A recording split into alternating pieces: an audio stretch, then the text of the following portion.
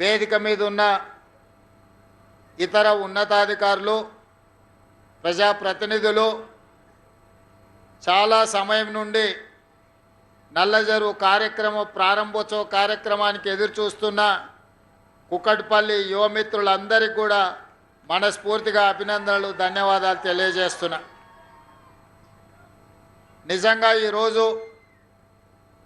ఇక్కడికి వచ్చి నల్లజరువు అభివృద్ధి కార్యక్రమాన్ని చూసి ఇక్కడున్న మా యువకులు, మా ఆడపడుచులు, మా మిత్రులందరూ వ్యక్తం చేస్తున్న సంతోషాన్ని చూస్తే ఆనాడు పార్లమెంట్ సభ్యుడిగా ప్రశ్నించే గొంతుకగా ప్రజా సమస్యల మీద పోట్లాడి మీ అభిమానంతో పార్లమెంటుకు వెళ్ళి పార్టీ అధ్యక్షుడిగా, తెలంగాణ రాష్ట్ర ముఖ్యమంత్రిగా మళ్ళీ మీ ముందు కుక్కట్పల్లి గ్రామంలో నిలబడడం ఎంతో ఆనందం, సంతోషదాయకం.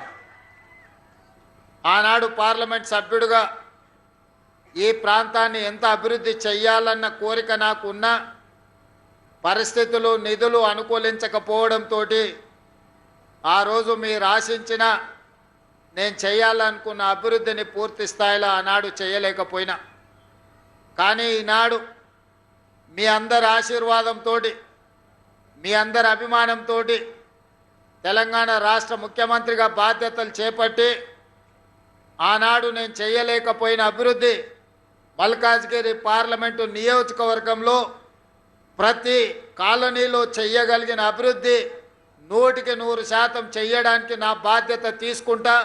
రాజకీయాలకు అతీతంగా ఏ పార్టీ శాసనసభ్యులు ఉన్నా, ఏ పార్టీ శాసనమండలి సభ్యులు ఉన్నా, ఏ పార్టీ నుంచి లోక్సభ సభ్యులు ఉన్నా, మల్కాజ్గిరి పార్లమెంటు నియోజకవర్గంలో ఉన్న 7 శాసనసభ నియోజకవర్గాలలో 100% అభివృద్ధికి అవసరమైన నిధులను అన్నిటిని కూడా మంజూరు చేస్తా అని చెప్పి ఈ వేదిక మీద నుంచి మీకు అందరికీ విజ్ఞప్తి చేస్తున్న మిత్రులారా, ఎన్నికలు వచ్చినప్పుడే రాజకీయాలు, ఎన్నికలు ముగిసిన తర్వాత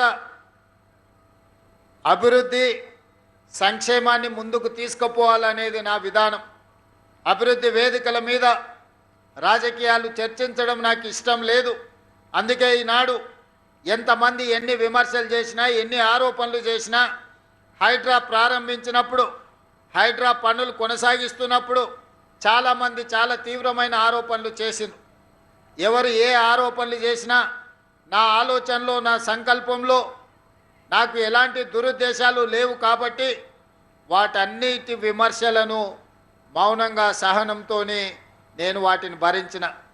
ఈనాడు హైడ్రా కమిషనర్ గారు, ఇతర అధికారులు ఈ నల్ల చెరువును చేసిన అభివృద్ధిని చూసిన తర్వాత ఇక్కడున్న వేలాది మంది వాళ్ళ మొహాలలో ఆనందం చూస్తే నాకు పడ్డ తిట్లు నాకు ఆశీర్వాదం కిందనే నేను భావిస్తున్నా. దాటిని తిట్లుగా నేను చూడడం లేదు. మిత్రులారా,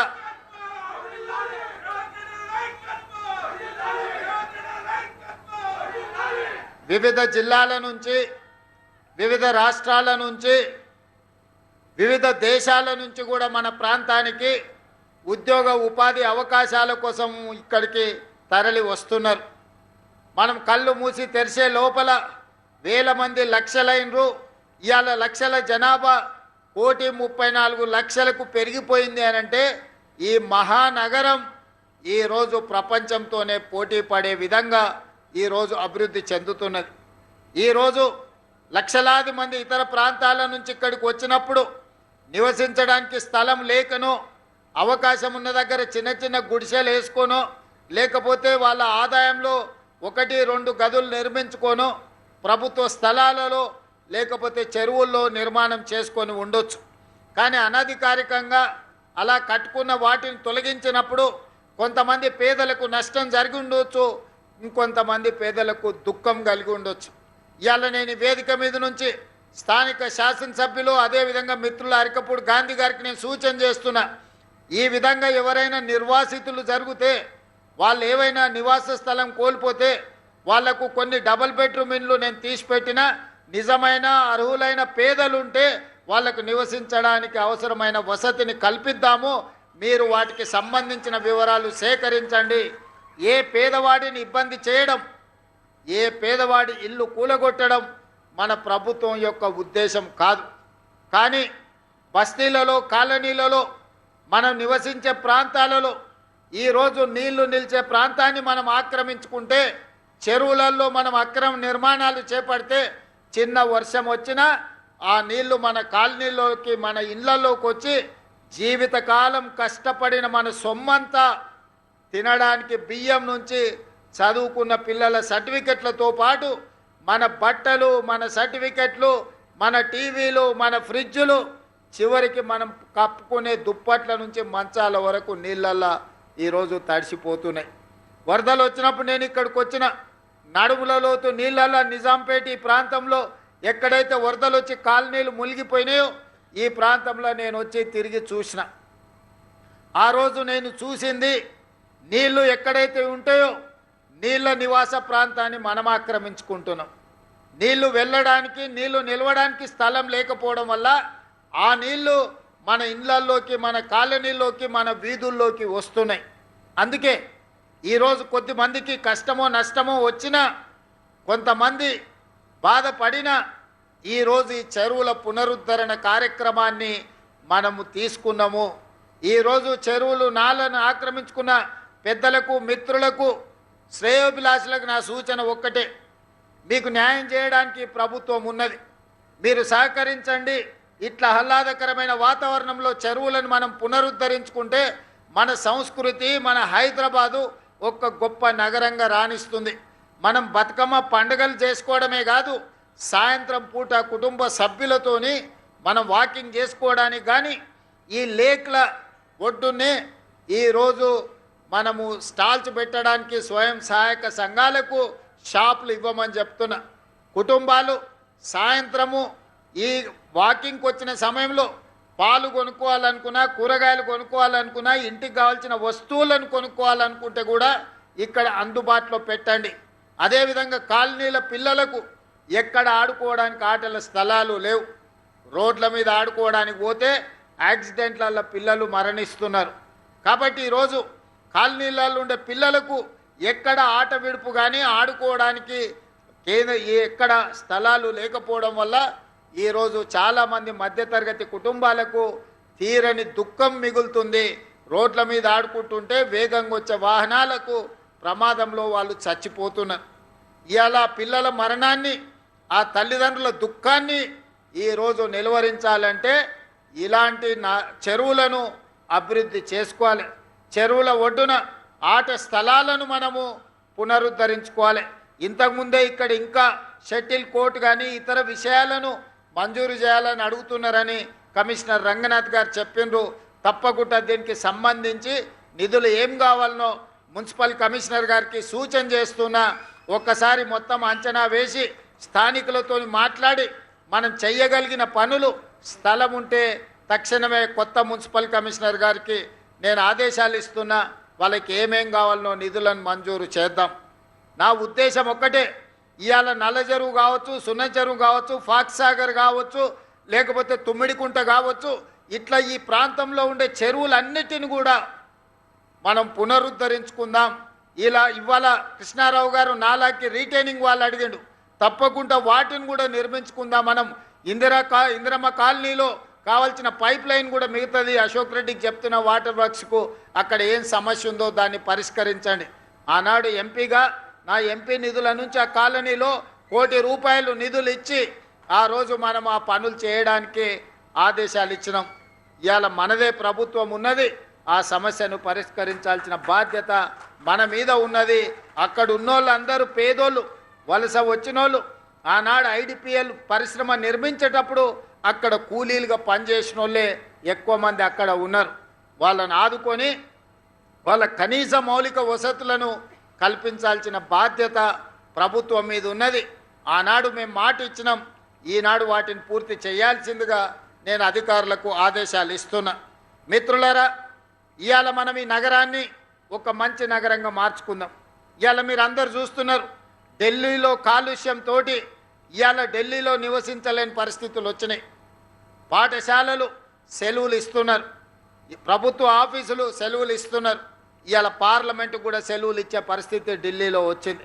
ఎందుకంటే ఢిల్లీలో వెదజల్లుతున్న కాలుష్యాన్ని ముందు చూపుతోనే ఆనాటి ప్రభుత్వాలు నియంత్రించకపోవడం వల్ల ఇవాళ ఢిల్లీ రాజకీయ రాజధాని, ప్రధానమంత్రి నుంచి రాష్ట్రపతి వరకు, సుప్రీంకోర్టు నుంచి వివిధ న్యాయస్థానాలు, కేంద్ర ఎన్నికల సంఘం వరకు ఢిల్లీలోనే ఉంటాయి. కానీ అక్కడున్న కాలుష్యాన్ని నియంత్రించలేకపోయారు. ఆ నగరాన్ని బాగుపరచడానికి ఇవాళ వాళ్లకు అవకాశం లేకుండా పోయింది. అదేవిధంగా ముంబైలో ఒక్క వాన్ వచ్చిందనంటే ముంబైలో ఇంట్లల్లో నుంచి బయటకు వెళ్ళలేని పరిస్థితి. ఇవాళ బెంగళూరులో మనం ఎయిర్పోర్ట్కి పోవాలని ఇంట్లో నుంచి బయలుదేరితే ఎన్ని గంటలకు చేరుకుంటామో కూడా తెలియలేని పరిస్థితి. చెన్నైలో కూడా వాన్ వస్తే అపార్ట్మెంట్లకే నీళ్ళు వస్తున్నాయి, ఇళ్ళకు కాదు. ఇవాళ పెద్ద నగరాలన్నీ కూడా ఏదో ఒక సమస్యతో బాధపడుతున్నాయి, ఏదో ఒక ఆక్రమణతోని ఈరోజు ఆ నగరాల యొక్క ప్రతిష్ట దెబ్బతింటున్నది. ఒక్క మన నగరమే అత్యంత సురక్షితమైన నగరం. మరి ఈ నగరంలో ఆక్రమణలు కానీ, కాలుష్యాన్ని కానీ, మూసీ నది పునరుద్ధరణ కానీ మనం చేసుకోవాల్సిన అవసరం ఉన్నది. ఇవాళ మూసీ నదిని పునరుద్ధరించుకోకపోతే భవిష్యత్ తరాలు మనల్ని మన్నించవు. ఇవాళ అహ్మదాబాదులో సబర్మతి రివర్ ఫ్రంట్ కట్టుకున్నారు, ఢిల్లీలో యమునా నది రివర్ ఫ్రంట్ కట్టుకుంటున్నారు, ఉత్తరప్రదేశ్లో గంగా నది రివర్ ఫ్రంట్ కట్టుకున్నారు. వాళ్ళందరూ వాళ్ళ రాష్ట్రాలు అభివృద్ధి చేసుకొని దేశంలోనే గొప్ప రివర్ ఫ్రంట్ ఎకానమీని చేసినామంటారు. మరి మనమెందుకు మూసీ నది రివర్ ఫ్రంట్ కట్టుకోకూడదు? మూసీ రివర్ ఫ్రంట్ చేసేటప్పుడు పేదవాళ్ళకి ఎవరికైనా ఇబ్బంది వస్తే తప్పకుండా వాళ్ళకు న్యాయం చేద్దాం, వాళ్ళకి నష్టపరిహారం ఇద్దాం. వాళ్ళ ఒకవేళ ఇల్లు కోల్పోతే నివసించడానికి అవసరమైన ఇళ్ళ కోసం ఏం చేయాలనో మనం ఆలోచన చేద్దాం తప్ప మూసీ నది ప్రక్షాళన చేయొద్దని ఎవరన్నా అంటే అది నగరానికి మనం చేస్తున్న అన్యాయంగా మారుతుంది. అందుకే మిత్రులారా, ఇవాళ నా సూచన ఒక్కటే, ఈ వేదిక మీద నుంచి ఈ మహానగరంలో core urban reason outer ring road లోపల ఈరోజు 3 కమిషనరేట్లు వచ్చినాయి. హైదరాబాద్ కమిషనరేట్, సైబరాబాద్ కమిషనరేట్, మల్కాజ్గిరి కమిషనరేట్లు వచ్చినాయి. 1,34,00,000 జనాభా ఉన్నది. వీటన్నిటిని కూడా ప్రక్షాళన చేసుకుందాం, రోడ్లు విస్తరించుకుందాం, ఫ్లైఓవర్లు కట్టుకుందాం, చెరువులను పునరుద్ధరించుకుందాం, నాలాల ఆక్రమణలు తొలగించుకుందాం, పిల్లలకు క్రీడా మైదానాలు నిర్మించుకుందాం.